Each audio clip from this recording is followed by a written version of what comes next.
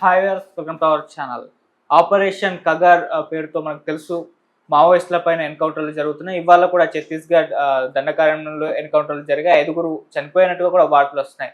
అసలు ఈ ఆపరేషన్ కగార్ని ఏ విధంగా చూడాలి? మావోయిస్టులు నక్సల్ ముక్త భారత్ చేయడమే దీని లక్ష్యం అని కూడా అమిత్ షా గారు చెప్పారు.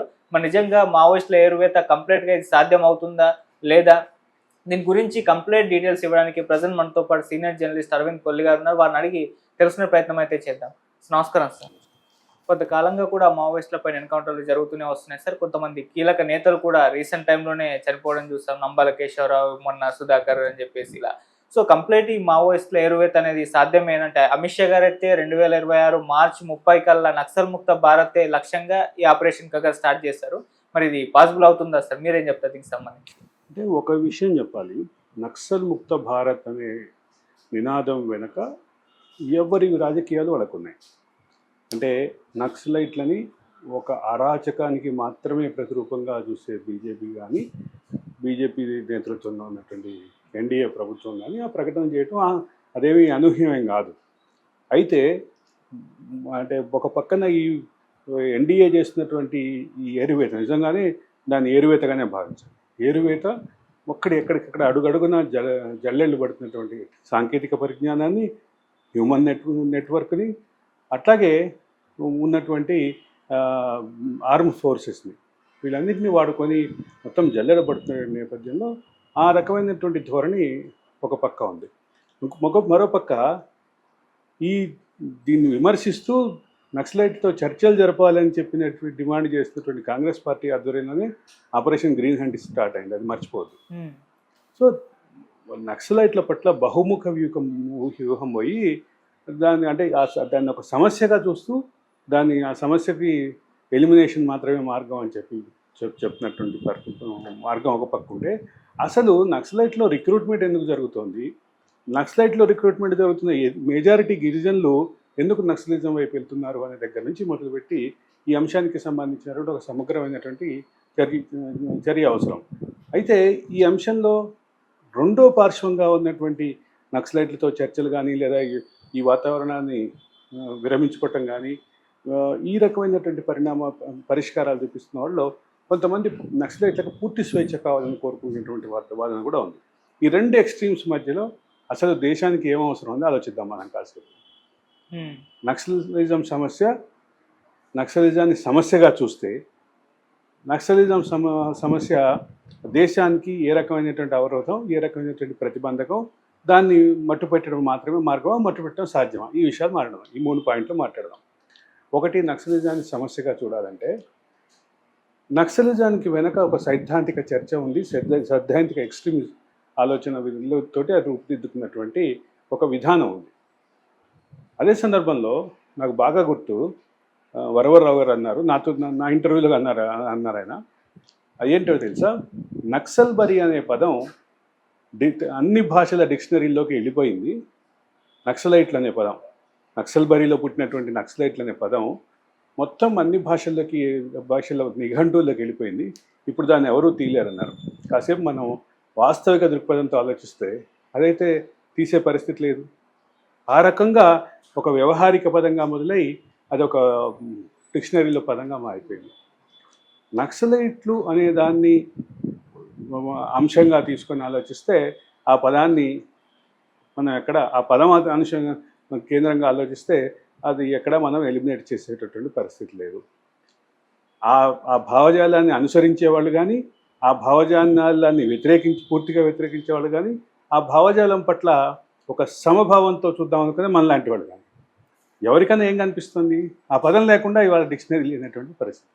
ఇది నక్సలిజం యొక్క వాస్తవిక రూపం. ఇది ఇంకా రెండో అంశం, దీనికి ఎలిమినేషన్ మాత్రమే మార్గమా? ఎలిమినేషన్ మాత్రమే మార్గమా అంటే నక్సలిజం పెరగటానికి, నక్సలిజంలో రిక్రూట్మెంట్తో పాటు దాంట్లో కొనసాగటానికి దీనికి కొన్ని ప్రత్యేకమైనటువంటి కారణాలు ఉన్నాయి. కొన్ని ఆర్థికపరమైనటువంటి కారణాలు ఉన్నాయి, కొన్ని సామాజిక పరమైనటువంటి కారణాలు ఉన్నాయి, కొన్ని సంఘంలో ఉన్నటువంటి కొన్ని కట్టుబాట్ల మూలంగా వచ్చినటువంటి సామాజిక కట్టుబాట్ల మూలంగా, కొన్ని అవహేళనల మూలంగా వచ్చినటువంటి అసహనం నక్సలిజం వైపు అట్రాక్ట్ చేసి ఆ తర్వాత వాళ్ళ నాయకులుగా చేసిన వాదం ఉంది. ఇదంతాతో పాటు ప్రపంచవ్యాప్తంగా కూడా ఈ కమ్యూనిస్టులకి ఒక రూపమైనటువంటిది ఈ ఈ ఈ భావం ఏదైతే ఉందో అది కూడా ఉంది. నేను చాలా సరళంగా సూక్ష్మంగా మన అందరికీ అర్థమయ్యే భాషలో నేను మాట్లాడుతున్నా. ఓకే. దీనితో పాటు అసలు ఈ అంశాన్ని జటిలం చేసినటువంటి వ్యవస్థ కూడా కొంత కారణం. కొంతమంది కొన్ని నక్సల్స్ గ్రూపుల్లో పోలీసులు ప్లాంట్ చేసినటువంటి కొరియర్లు, పోలీసులు ప్లాంట్ చేసినటువంటి శక్తులు కూడా ఆ తర్వాత కలెక్షన్గా కింగులుగా మారి ఏ రకమైన పరిణామం జరిగిందో చూసాం. మనందరం స్వయంగా కొంతమంది చేసినటువంటి విధ్వంసాలకి మనం సాక్షులం. ఒక తరం సాక్ష్యం అయితే ఆ తరంలో మనం ఉన్నాం. ఓకే. ఇక్కడ ఉన్నటువంటి అంశం ఇది. అయితే వీటన్నిటినీ మట్టు పెట్టడానికి కేవలం పోలీస్ యాక్షన్ మాత్రమే, వాళ్ళని మిలిటెంట్లని పట్టుకుని కాల్చడం, లేదా ఎన్కౌంటర్లు చేయటం, లేదా వాళ్ళని చుట్టుముట్టడం, ఇవి మాత్రమే పరిష్కారమా అనేటటువంటి ప్రశ్న ఖచ్చితంగా ఉంది. ఇది అమిత్ షా లేవనెత్తినటువంటి అంశం చుట్టూ చాలా దేశవ్యాప్తంగా రకరకాల వేదికల మీద దీని చర్చలు జరుగుతున్నాయి. ఓకే. సో దీని పట్ల పౌర సంఘాలు దీన్ని వ్యతిరేకిస్తున్నాయి. అండ్ కేసీఆర్ గారు కూడా వరంగల్ సభలో ఇది అప్రజాస్వామికం, దీన్ని ఆపాలి, ఆపరేషన్ కగర్న్ అంటూ ఆయన పిలుపుని ఇచ్చారు. ఆ తర్వాత రేవంత్ రెడ్డి గారు కూడా కాస్త పాజిటివ్గా స్పందించారు, దీన్ని ఆపాలి అన్నట్టుగా ఆయన కూడా సిగ్నల్ ఇచ్చారు. సో ఇన్ని రకాలుగా వ్యతిరేకత వస్తున్నప్పటికీ కూడా బీజేపీ ప్రభుత్వం మాత్రం దీన్ని ఆపే ఉద్దేశం అయితే కనబడట్లేదు. అదే చెప్తున్నా నేను. కాంగ్రెస్ పార్టీ అధికారంలో లేని చోట్ల కానీ ఇప్పుడు అక్కడక్కడ ముఖ్యంగా 3 చోట్ల అధికారంలో ఉంటే ఆ 3 చోట్ల కూడా ఒక సానుకూలమైనటువంటి భావాన్ని ఎక్స్ప్రెస్ చేయడానికి ప్రయత్నం చేస్తోంది. కాబట్టి ఎక్కడ మేము ఆపరేషన్ కగార్కి వ్యతిరేకం అని రాష్ట్ర ప్రభుత్వాలు చెప్తున్నాయి, కాంగ్రెస్ రాష్ట్ర ప్రభుత్వాలు చెప్తున్నాయి. కానీ ఆపరేషన్ కగార్ నిర్వహించేటటువంటి రాష్ట్రాల్లో కాంగ్రెస్ రాష్ట్రాలు ఉన్నాయి. కాంగ్రెస్ ప్రభుత్వాలు కూడా ఆ రాష్ట్ర తరఫు నుంచి పూర్తిగా సమగ్ర సహకారం అందిస్తున్నాయి. దీని యొక్క కారణాన్ని పూర్తిగా కేంద్రం మీద వదిలే పరిస్థితి లేదు. మొదటి అంశం క్లియర్. రెండోది పౌర హక్కుల సంఘాలకు సంబంధించినటువంటి మాట చెప్తున్నారు. పౌర హక్కుల సంఘాలు కూడా తమ గొంతెత్తి అంటే గట్టిగా వినిపించేటటువంటి పరిస్థితి, సామాజిక పరిస్థితులు కూడా లేవు. ఆ కారణంగా అది కూడా కొంత ఇబ్బందికరమైనటువంటి పరిణామే చెప్పాలి. రెండోది అసలు కాంగ్రెస్ పార్టీ విధానం, దీంతో పాటుగా ఆలోచించాల్సింది కాంగ్రెస్ పార్టీ విధానం. ఆపరేషన్ గ్రీన్ హంట్ మొదలుపెట్టింది ఎవరు? కాంగ్రెస్ స్థాయిలోనేగా. చిదంబరం హోంమంత్రిగా ఉన్నప్పుడేగా దాన్ని ఉధృతం చేసింది. కాబట్టి ఎక్కడ అంటే మనలో పాపం చెయ్యని వారు ఎవరో చెప్పండి అని ఒక పాట ఉంది. అట్లాగే నక్సలైట్ల పట్ల ఈ భావం లేనటువంటి వాళ్ళు కానీ, నక్సలైట్ల ఎన్కౌంటర్ని ప్రోత్సహించని వాళ్ళు కానీ ఎవరున్నారు? ఒకసారి ఆలోచిస్తే కేసీఆర్ గురించి ప్రస్తావన చేశారు మీరు. కేసీఆర్ గురించి ప్రస్తావన చేస్తే ఆలోచిస్తే కేసీఆర్ అధికారంలోకి వచ్చిన అతి తక్కువ కాలంలో ములుగు ప్రాంతంలో ఒక ఎన్కౌంటర్ జరిగింది. ఒక ఇంజనీరింగ్ పీజీ చదివేటటువంటి విద్యార్థి, అమ్మాయి పేరు శృతి, నాకు బాగా గుర్తు. ఆ శృతితో పాటు ఇంకొక అతను కూడా ఎన్కౌంటర్ జరిగింది.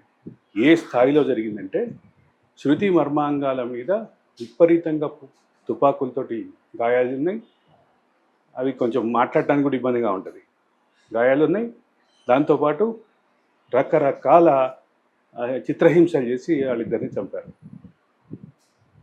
దీన్ని మరి కేసీఆర్ హైలోనే జరిగింది కదా ఇది.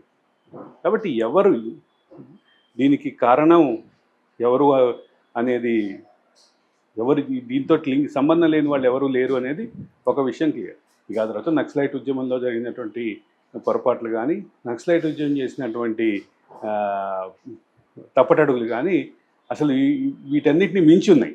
ఓకే. అక్కడ ఉన్నటువంటి ఇప్పుడు ఒక ప్యాసింజర్ ట్రైన్ని, ఒక ఎక్స్ప్రెస్ ట్రైన్ని, ఒక ఫాస్ట్ ప్యాసింజర్ ట్రైన్ని తగలబెడితే దాన్ని కొంతమంది పౌర సంఘాలు కూడా అప్పుడు సమర్థించి మళ్ళీ తర్వాత వెనక్కి తీసుకున్నాయి. అట్లాంటి సంఘటనలు చాలా ఉన్నాయి. కాబట్టి ఎవరిని ఈ అంశంలో దోషులుగానో సచ్చీలుగానో చెప్పేటటువంటి పరిస్థితిలో లేము. రాజకీయం మొత్తం విలాఖతు రాజకీయం ఉంది. ఓకే సార్, ఇప్పుడు ఫైనల్గా అది టార్గెట్ పెట్టుకున్నారు కదా, నెక్స్ట్ ఇయర్ మార్చి 30 కల్లా కంప్లీట్ చిట్ట చివరి నక్సల్ చనిపోయేంత వరకు కూడా ఆపరేషన్ కగర్ కంటిన్యూ అవుతుందని చెప్పారు. మరి ఆలోపు మొత్తం నక్సల్ ముక్త భారత్ నుంచి వాస్తవంగా అయితే సిద్ధాంత చర్చ పరంగా, అదే సందర్భంలో దానిలో వచ్చేటటువంటి రిక్రూట్మెంట్ పరంగా ఆలోచిస్తే ప్రతి ఒక్కడిని చంపటం మాత్రమే దీనికి ఈ అంశానికి పరిష్కారం కాదు అనేది వాస్తవం. ఈ అంశాన్ని మనం సమూలంగా మార్చాలి అంటే ఇంటెన్సిఫైడ్ అభివృద్ధి జరగాలి. ఇంటెన్సిఫైడ్ ఇంటిగ్రేటెడ్ అభివృద్ధి జరిగితే అప్పుడు రిక్రూట్మెంట్లు ఆగుతాయి, అప్పుడు ఉద్యమం పట్ల అట్రాక్షన్ ఆగుతుంది, ముఖ్యంగా అన్నిటికంటే ముఖ్యంగా ఉద్యమంలో రిక్రూట్మెంట్ తగ్గుతుంది.